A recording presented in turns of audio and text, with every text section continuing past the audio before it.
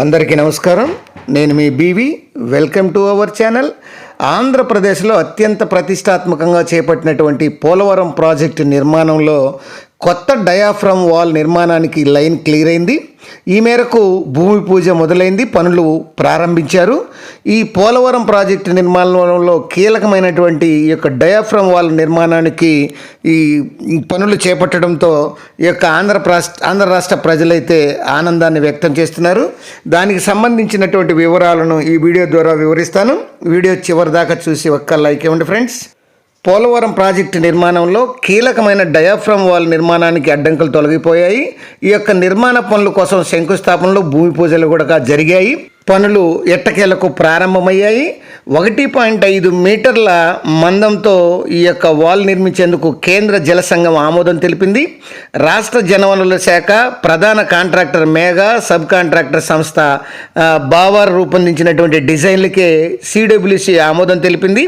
నిర్మాణ పనుల్లో ఏమైనా సమస్యలు వస్తే వాటికి రాష్ట్ర జలవనరుల శాఖతో పాటు కాంట్రాక్ట్ సంస్థలు బాధ్యత వహించాలని సిడబ్ల్యూసి స్పష్టమైతే చేయడం జరిగింది.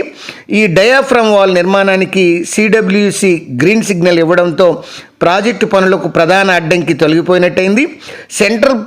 Central soil materials research station ప్రతిపాదించినటువంటి T5 ప్లాస్టిక్ కాంక్రీట్ మిశ్రమాన్ని ఉపయోగించాలని ఈ యొక్క సిడబ్ల్యూసి స్పష్టమైతే చేయడం జరిగింది.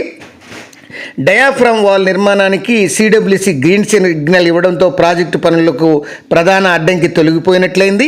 Central soil materials research station ప్రతిపాదించినటువంటి T5 ప్లాస్టిక్ కాంక్రీట్ మిశ్రమాన్ని ఉపయోగించాలని సూచించింది. దీంతో ఈరోజు ఈ యొక్క పనులు ప్రారంభించేందుకు ప్రారంభించింది రాష్ట్ర ప్రభుత్వం. ఈ డయాఫ్రమ్ వాల్ నిర్మాణానికి అవసరమైనటువంటి మెటీరియల్, యంత్రాలు, ఈ యొక్క నిపుణులను కాంట్రాక్ట్ సంస్థ బావర్ సమకూరుస్తుంది.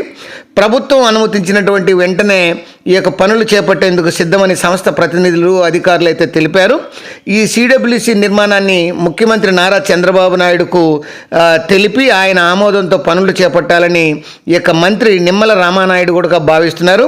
అయితే ఈ ఏడాది జనవరి 18వ తేదీన అంటే ఈరోజు ముహూర్తం ఉండడంతో తొలుత కొబ్బరికాయ కొట్టి సీఎం ముఖ్యమంత్రి చంద్రబాబు నాయుడు గ్రీన్ సిగ్నల్ ఇవ్వడంతో పనులు వేగంగా చేయాలని అయితే భావిస్తున్నారు.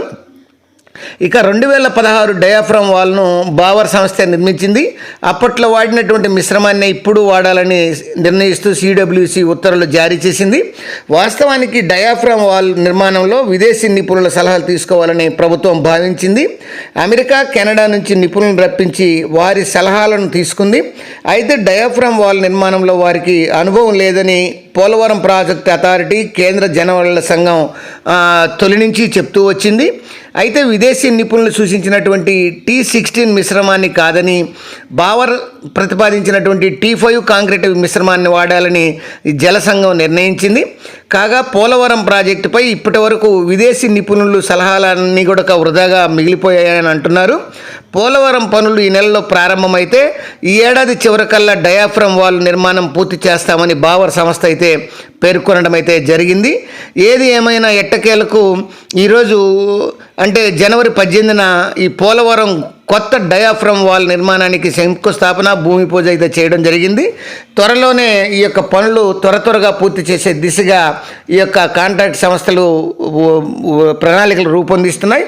అది ఫ్రెండ్స్, మరొక అంశంతో మళ్ళీ మీ ముందు ఉంటాను ఫ్రెండ్స్. జై హింద్.